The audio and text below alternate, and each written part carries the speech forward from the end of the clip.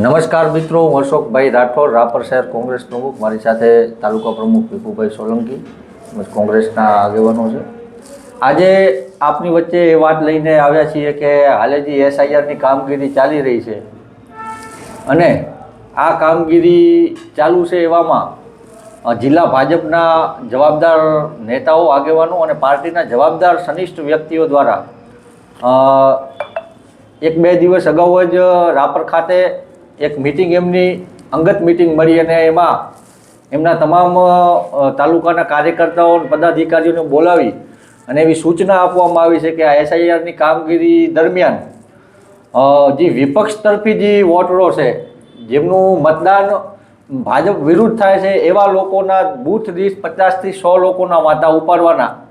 જેવા કે કોઈ સિનિયર સિટીઝન હોય, 60 વર્ષથી ઉપરના મતદારો છે, એ મૃત્યુ પામ્યા છે, એવો વાંધો ઉપાડવાનો,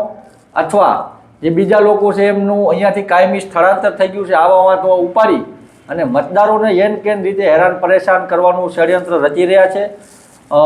આમ તો ભારતીય જનતા પાર્ટી સમય ઉપર એનો અસલી રંગ બતાડી અને લોકતંત્રનું ખુલ્લેઆમ ચીરહરણ કરતી હોય, પણ જે ભારતીય બંધારણમાં ભારતના નાગરિકોનો જે મૂળભૂત હક અને અધિકાર કહેવાય, જેનાથી સરકાર બને છે, એ વોટ આપવાનો અધિકાર, મને એવું લાગી રહ્યું છે કે ક્યાંક ને ક્યાંક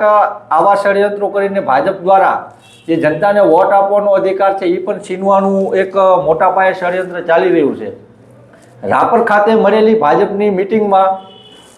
જે આ વાત થઈ છે કે બૂથ દીઠ 50થી 100 વાંધાઓ ઉપાડવાના અને વહીવટી તંત્ર અને પ્રજાને અંધારામાં રાખીને આ કૃત્યુ કરવાનું એક મોટા પાયે ષડયંત્ર ચાલી રહ્યું છે. આ કામ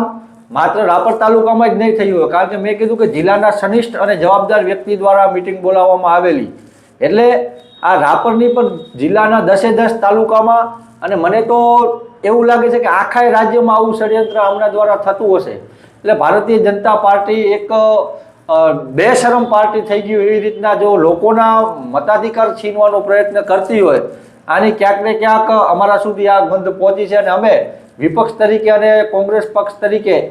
આ ષડયંત્રને બિલકુલ એમનો જે આ બદ ઇરાદો છે એમને પાર પાડવા નહીં દઈએ. અમે સતત આ બાબતે વોચ રાખી રહ્યા છીએ કે કોઈ પણ મતદારનું ખોટી રીતે નામ ન કપાય અને મતદારોએ પણ, લોકોએ પણ જાગૃત થવાની જરૂર છે ભાજપના ષડયંત્ર સામે, કારણ કે આમનામાં તો લાજ શરમ જરાય બચી નથી. લોકતંત્રનું તમામ મોરચે ચીરહરણ કર્યા બાદ છેલ્લે તમારા મત આપવાના અધિકારોનો પણ આ હનન કરવા માંગતી હોય તો ખરેખર આને ઘર ભેગી કરવી આવી પાર્ટીઓને અત્યારે જરૂરી બની જાય છે. રાપર તાલુકામાં આ લોકશાહીના ચીરહરણ કરવાનો જે પ્રયત્ન થયો છે, એના જવાબદાર વ્યક્તિની અધ્યક્ષસ્થાને આ મિટિંગ થઈ છે. એમાં આખા રાપર તાલુકાના ભાજપના જવાબદાર વ્યક્તિઓ આ મિટિંગમાં હાજર હતા એવી અમને પાકી બાતમી મળી છે અને આ બાતમીના આધારે અમે પણ વહીવટીતંત્રનું આજે અમારા તાલુકા પ્રમુખ ભીખુભાઈ સોલંકી દ્વારા ધ્યાન દોરવામાં આવ્યું છે. એમને એક પત્ર વ્યવહાર કરી, લેટર લખીને આ બાબતે વાકેફ કર્યા છીએ કે ખરેખર કોઈ પણ અહીંયાનો, એક તો રાપર તાલુકાની પ્રજા એમાં મોસ્ટ ઓફ અહીંયા શિક્ષણનું પ્રમાણ ઓછું છે, એટલે આ કચેરીઓના અને સરકારી કચેરીઓના વારે ઘડીએ ધક્કા ખાવાથી આમે હેરાન પરેશાન છે. અને એક હવે આ એસઆઈઆરના ઓઠા તળે જો આવું કૃત્યુ કરાતું હોય તો આમનું એવું પૂરેપૂરું ષડયંત્ર છે કે લોકો કચેરીઓના ધક્કા ખાઈ થાકી જશે, એટલે પોતે ઘરે બેસી રહેશે અને આમના મતદાન યાદીમાંથી નામ કપાશે અને જે ભાજપને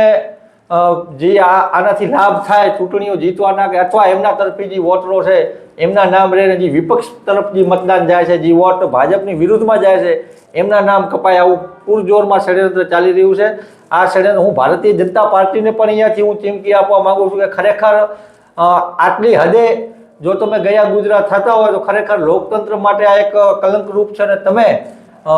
લોકતંત્રનું ખુલ્લેઆમ ચીરહરણ કરી રહ્યું છે. અમે કોંગ્રેસ પક્ષ દ્વારા સતત આ બાબતે વોચ રાખી રહ્યા છીએ અને તમારો ઈરાદો ક્યારે પણ પાર પાડવા નહીં દઈએ. આવનારા સમયમાં અમારે ચૂંટણી અધિકારીને, ચૂંટણી કમિશનરને પણ આ બાબતે અમે રજૂઆત કરવાના છીએ અને જરૂર જ્યાં જણાય ત્યાં વહીવટી તંત્રનું આ બાબતે ધ્યાન દોરીશું. અને અહીંયાથી જનતાને પણ અમે અપીલ કરવા માગી છીએ કે આપ પણ આ બાબતે સચેત રહેજો, ન કે આ ભાજપ હવે તમારો વોટ આપવાનો અધિકાર પણ છીનવાનું ષડયંત્ર કરી રહી છે. એટલે આપ પણ સચેત રહેજો, જાગૃત રહેજો અને તમારો મત ન કપાય. મતદાર યાદી ચોક્કસ જોતા રહેજો અને જ્યાં જરૂર પડે તો આપના માટે અહીંયા રાપર તાલુકા માટે અમારું કોંગ્રેસ કાર્યાલય હંમેશા ખુલ્લું છે. ક્યાંય પણ આ બાબતે જરૂર જણાય તો કોંગ્રેસ કાર્યાલયનો સંપર્ક કરી અને આપ મદદ મેળવી શકો છો. ધન્યવાદ.